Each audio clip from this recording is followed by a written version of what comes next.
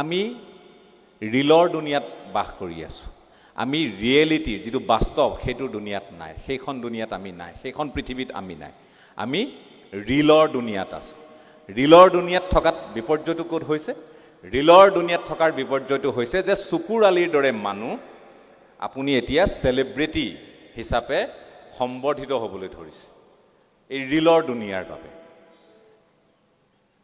দুনিয়াৰ বাবে আজি আপুনি এই কোনোবা এগৰাকী কৰিজমা নাথ নে কি বুলি কয় প্ৰথমেতো মই প্ৰথম দেখি ভাবিছিলোঁ ভালেই নেকি কিন্তু এতিয়া মই নাম ধৰিয়ে ক'বলগীয়া হৈছে মোৰ চকুৰ আলিৰ নাম নবলৈ মোৰ কোনো আগ্ৰহ নাই মোৰ তেখেতৰ কথা বতৰা এইবোৰ প্ৰতি কোনো ধাউতি নাই কিন্তু তেওঁ যে এগৰাকী সেলিব্ৰিটি হৈছে তেওঁক যে এটা অনুষ্ঠানৰ শুভ উন্মোচন কৰিবলৈ মাতি নিছে তেওঁৰ শিক্ষা বা কি তেওঁৰ কি জ্ঞান আছে আৰু তাৰ পাছত যেতিয়া তেওঁ ককৰ্থনামূলকভাৱে কিবা কথা ক'ব তাৰ পাছত আপুনি সেই সময় নষ্ট কৰি চকুৰ আলিৰ পিছত লাগি থাকিব সেইকাৰণে কৈছোঁ এই ৰিলৰ দুনিয়াখন শ্বৰ্টছ আজিকালি ভিডিঅ' নহয় মই যে আপোনালোকক ক'লোঁ ইউটিউবতকৈ বিপদজনক বস্তু হ'ল শ্বৰ্টছ খুব চুটি ভিডিঅ' তাৰ 90 ছেকেণ্ডৰ ওপৰত নহ'ব চুটি হয়নে বাইদেউসকলে গম পাইছে মোৰ দুপিয়াইছে যেতিয়া মই বুজি পাইছোঁ গতিকে শ্বৰ্টছ এই শ্বৰ্টছ আৰু ৰিলৰ দুনিয়াত থাকি আমি ৰিয়েলিটিটো পাহৰি গৈছোঁ বাস্তৱ কি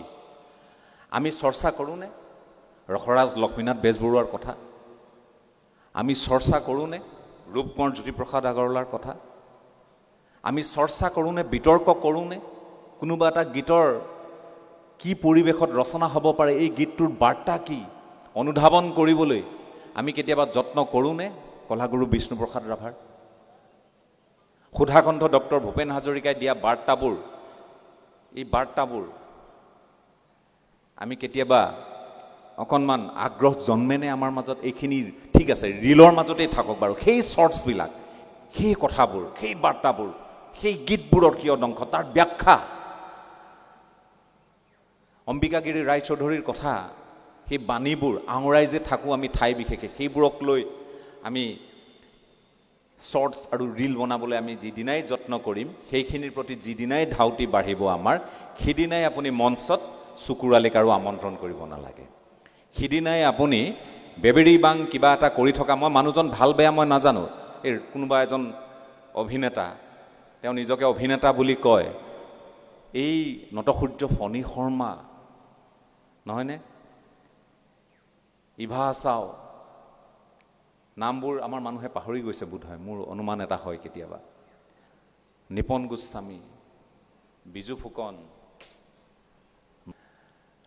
যিসকলে আমাৰ সাংস্কৃতিক জগতখন চহকী কৰি থৈ গৈছে মৃদুলা বৰুৱা যিসকল আজিও জীৱিত বিদ্যা ৰাও এই যে সাংস্কৃতিক আমাৰ ধৰোহৰ বুলি এওঁলোকক যিসকলক আমি ক'ব পাৰোঁ আজিৰ প্ৰজন্মলৈ বহু আছে মই নাম লৈ শেষ কৰিব নোৱাৰিম গতিকে আমি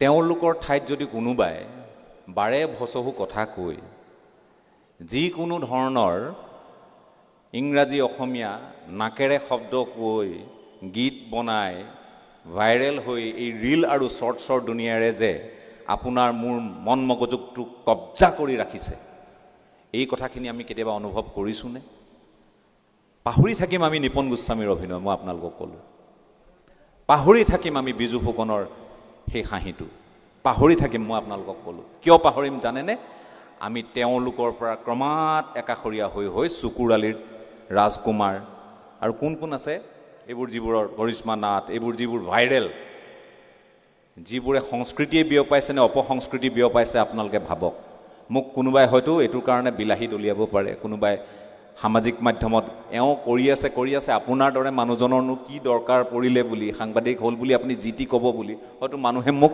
এই শিল দলিয়াবও পাৰে ঠাই বিশেষে কিন্তু ক'বতো লাগিবই সঁচাটো নোকোৱাৰ কাৰণে আমাৰ সমস্যাবোৰ হৈছে বাস্তৱক অগ্ৰাহ্য কৰাৰ কাৰণে আমাৰ সমস্যাবোৰ হৈছে আৰু বাস্তৱ বৰ কঠোৰ বৰ কঠিন বৰ বিপদ সঁচা কথাবোৰ ক'লে আমাৰ গাত লাগে গতিকে মই বিহুৰ এই বতৰত আপোনালোকক এইখিনি মাত্ৰ মোৰ মনৰ চিন্তাখিনিহে মই আপোনালোকৰ আগত দাঙি ধৰিছোঁ মই আপোনালোকক উপদেশো দিয়া নাই আদেশো দিয়া নাই অনুৰোধ কৰিছোঁ চাব নিজৰ সতি সন্ততি কোনবোৰ কামত ব্যস্ত, কোনবোৰ কামত মজগুল।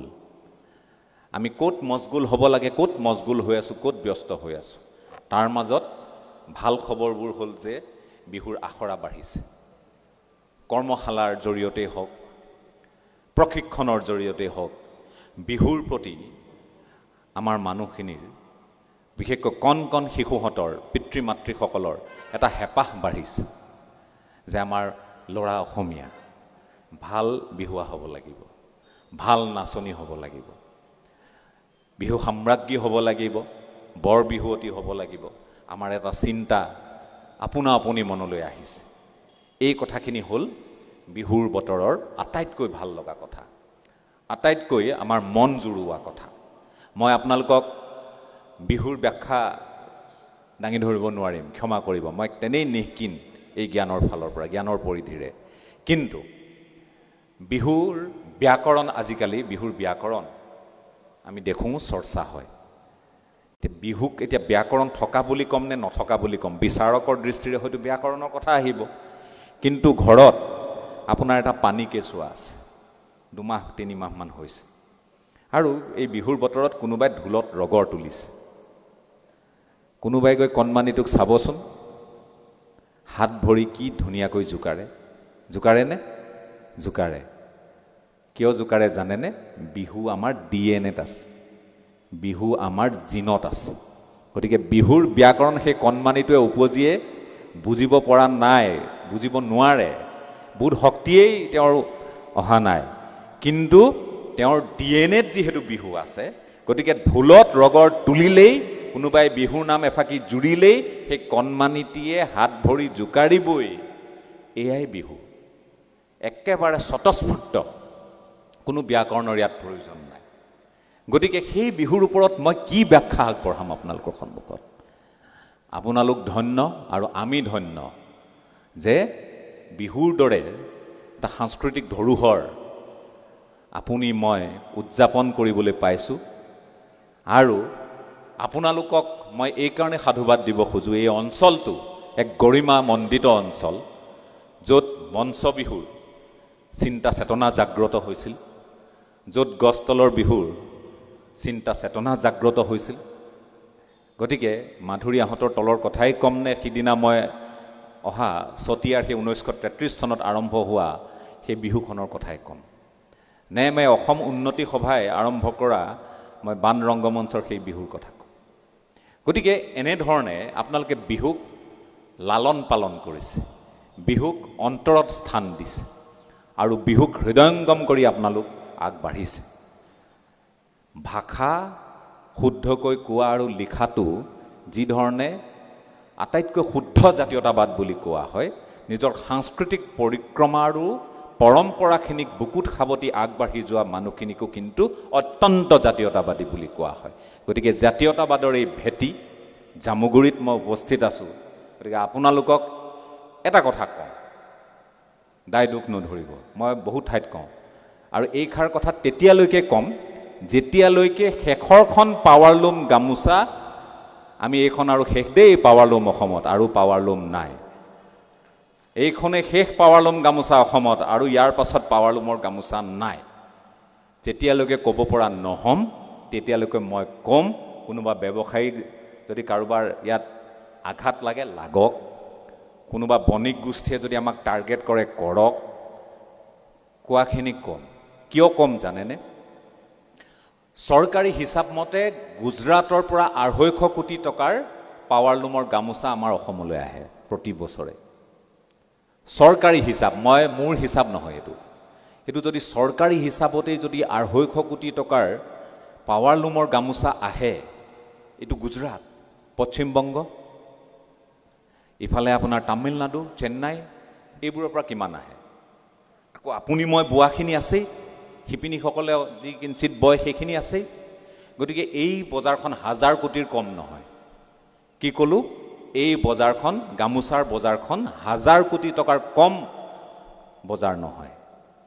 কিন্তু শেষৰখন পাৱাৰলুমৰ গামোচা যেতিয়ালৈকে আমি এইখন থলোঁ আৰু দেই, দাহ কৰিলোঁ, ফালি পেলালোঁ, কিবা কৰিলোঁ, সেইখনেই শেষ বুলি যিদিনালৈ ক'ব পৰা নহ'ম, এই জাতীয় অনুষ্ঠান পতাৰ এই জাতীয়তাবাদৰ ভেটি আমি বীৰদৰ্পে থিয় হৈ থকাৰ কোনো অৰ্থ নাথাকিব।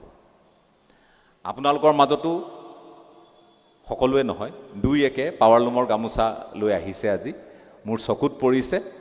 যদি নিজে অনুভৱ কৰিছে ভাল, আৰু যদি অনুভৱ কৰিব পৰা নাই, আপোনাতকৈ আৰু নিঃকিন কোনো নাই। আপোনাৰ যিমানেই ধন টকা পইচা নাথাকক, আপোনাতকৈ নিঃকিন আৰু কোনো নাই, যদিহে আপুনি পাৱাৰলুমখন লৈ আছে। মোৰ চকুত কেইবাখনো পৰি আছে। মই সেইদিনা চতিয়াতো কৈছোঁ, কাৰণ এই অঞ্চলত কন্যকাই কাম কৰি আছে। এই অঞ্চলত পদ্ম হাজৰিকা ডাঙৰীয়াই এই যিটো মানে তেওঁ এটা ধাৰা সৃষ্টি কৰিব খুজিছে যে থলুৱা শিপিনীসকল লাভান্বিত হওক, বয়ন শিল্পৰ জৰিয়তে গামোচাখন চেলেংখন আমি যাতে নিজে উৎপাদন কৰিব পাৰোঁ, নিজৰ মাজতে যাতে আমি প্ৰচলন কৰিব পাৰোঁ, নিজৰ মাজতে টকাখিনি ঘূৰি থাকক। অৰ্থনীতিটো তেনেকুৱাই, এই টকাখিনি ঘূৰি থাকিব লাগে। এই টকাখিনি অসমত ঘূৰি নাথাকে, টকাখিনি বাহিৰলৈ ওলাই যায়। কন্যকা চলিব লাগিব। এনে কন্যকাৰ দৰে প্ৰত্যেকটো সমষ্টিত আমাক এনেধৰণৰ সমবায় লাগিব, আমাক সীতাজখলা লাগিব, আমাক নিত্যানন্দ লাগিব, আমাক লাগিব। আপোনালোকে জানেনে আমি এতিয়া ইণ্ডিপেণ্ডেঞ্চ পানী খাই আছোঁ। ইণ্ডিপেণ্ডেঞ্চ কাৰ? ৰিলায়েন্সৰ, আম্বানী গ্ৰুপ। 5 টকা কমাই দিলে, জাতীয়তাবাদ পাহৰি থাকিলোঁ আমি। 5 টকা কমাই দিলে পানীৰ পাৰ লিটাৰত, আমি জাতীয়তাবাদ পাহৰি থাকিলোঁ, হয়নে? আমি জাতীয়তাবাদ পাহৰি থাকিলোঁ। আমি আমাৰ ঘৰৰ ওচৰত কোনোবাই যদি মিনাৰেল ৱাটাৰ কৰিছে, পেকেজ ড্ৰিংকিং ৱাটাৰ কৰিছে, তেওঁৰ কথা পাহৰি থাকিলোঁ। আমি ইণ্ডিপেণ্ডেঞ্চৰ পিছত লাগি গ'লোঁ। এয়াই আমাৰ জাতীয়তাবাদ। 1 মিনিটত টিলিকিট আমাৰ জাতীয়তাবাদ উৰি যায়। আমি 2 টকা বঢ়াই দিয়ক কন্যকাৰ গাখীৰৰ দাম, কাইলৈৰ পৰা যদি আমুল নিকিনে মোৰ নাম আপোনালোকে সলনি কৰি দিব, হয়নে? এয়াই আমাৰ জাতীয়তাবাদ। সীতাজখলা পাহৰি যাব, কন্যকা পাহৰি যাব, নিত্যানন্দ পাহৰি যাব। দক্ষিণৰ মানুহে জাতীয়তাবাদ কৰি আছে দেই। মই আপোনালোকক ক'লোঁ, নন্দিনীক লৈ কৰ্ণাটকত ৰাজনীতি গৰম হৈ গৈছিল আমুল সোমোৱাৰ কাৰণে। মই আমুল নাখাবলৈ কোৱা নাই, এনেও আমাৰ অভাৱ আমুলেই পূৰণ কৰিব লাগিব। আপুনি মই এনেও কৰিব নোৱাৰোঁ আজিৰ তাৰিখত। আমি ইণ্ডিপেণ্ডেঞ্চ মষ্ট ৱেলকাম, হয়নে? Reliance most welcome. উপায় নাই, আপুনি মই অভাৱ পূৰাব নোৱাৰিম, আপুনি মই বজাৰখন সেই পৰ্যায়লৈ নিব নোৱাৰিম। তেওঁলোকে আজি 10 টকাত জিঅ'ৰ দৰে অৱস্থা। এইবোৰ অৱস্থাৰ আমি হ'লোঁ এতিয়া উপভোক্তা, আৰু আমাৰ বজাৰখন একেবাৰে খালী।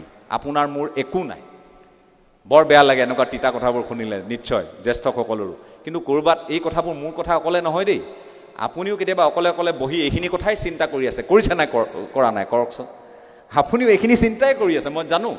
মই আপোনালোকতকৈ ব্যতিক্ৰম নহয়। মই যিবোৰ ঘটনা, মই কিবা একদম প্ৰবন্ধ এগালমান পঢ়ি আহি, ক'ৰবাত মই কিবা কাৰোবাৰ কোট উক্তি পঢ়ি আহি মই ভাষণ দিয়া মানুহ নহয়। মই ভাষণ তেনেধৰণে দিয়াটো নিবিচাৰোঁ। মই বিচাৰোঁ মোৰ ব্যক্তিগত যিটো অনুভৱ, সেইটো হ'ল আপুনি মই ক'ত ভুক্তভোগী হৈ আছোঁ, ক'ত ভুক্তভোগী হৈ আছোঁ। ধুবুৰীৰ খেৰবাৰী নামৰ ঠাইত, য'ত মেখেলা চাদৰ মানুহে নিপিন্ধে, য'ত মেখেলা চাদৰ প্ৰতি মানুহৰ আদৰ নাই, সেই মানুহখিনিয়ে 24 ঘণ্টা টিঙৰ তলত এই গৰমত চাদৰ মেখেলা বৈ আছে। দিগ বাণী নজনা মানুহে যেনে তেনে বৈ দিছে। বয়োজ্যেষ্ঠ কোনোবা আই মাতে, এইখন বাৰু মেখেলা হ'লনে, এইটো এইফালে ইয়াতহে লগাব লাগিছিল, এইটো কিবা এখন চানেকিটো ভুল হৈছে। কোৱা মানুহ ওলাব, কিন্তু কৰা মানুহ নোলায়। সমস্যাটো হ'ল সেইখিনি। গতিকে এনে খালী ঠাই আমি এৰি থৈ দিলে, এনেধৰণে যদি আমি অকল অনুষ্ঠান পাতি থাকোঁ, তেতিয়া কিন্তু জাতীয়তাবাদ ৰক্ষা নপৰে। মই আপোনালোকক ক'লোঁ, আপোনালোকৰ এই ঠাই এক গৰিমামণ্ডিত ঠাই, য'ত 12 চহৰীয়া ভাওনা ইয়াত অনুষ্ঠিত হয়, য'ত বিহুৰ প্ৰসংগ মই উল্লেখ কৰিছোঁ। গতিকে সাংস্কৃতিকভাৱে অতি চহকী এক অঞ্চল।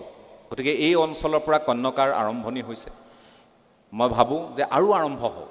এখন কন্যকা দেখি যদি আমি বহি থাকোঁ, যদি 10খন কন্যকা কৰিব নোৱাৰোঁ, অসমৰ প্ৰতিটো বিধানসভা সমষ্টিত যদি আমি কন্যকাৰ বহুমুখী প্ৰকল্পৰ দৰে যদি কাম কৰিব নোৱাৰোঁ, সীতাজখলাৰ দৰে যদি দুগ্ধ উন্নয়ন আমি সমবায় সমিতি যদি আমি গঠন কৰিব নোৱাৰোঁ, নিত্যানন্দৰ দৰে যদি আমি নোৱাৰোঁ, আমি কিন্তু বিহু গাই থাকিম, বাকী সকলো বেলেগে লৈ গৈ থাকিব।